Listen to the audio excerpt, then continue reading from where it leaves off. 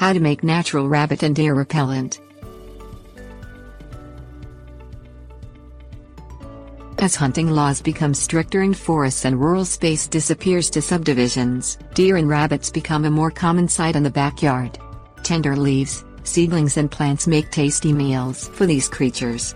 Although deer and rabbits tend to shy away from human-inhabited areas, the lure of food brings them into your yard when all is quiet.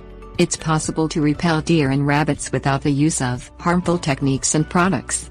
Use natural repellents to keep deer and rabbits from dining on your garden.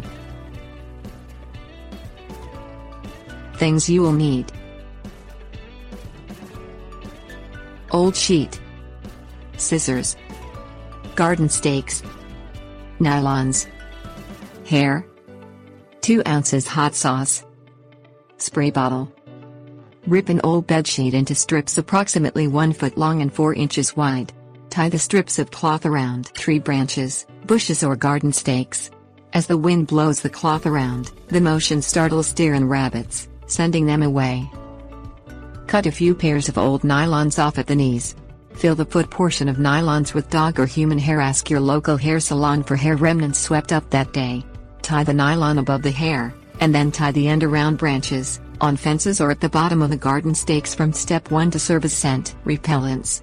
Secure the nylon with the hair 2 to 3 feet above ground level.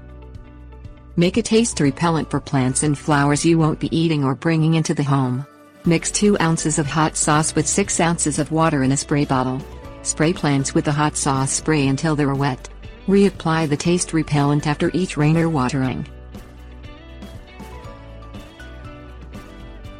Tips: warnings. Change to fresh hair repellents once each month to keep them effective.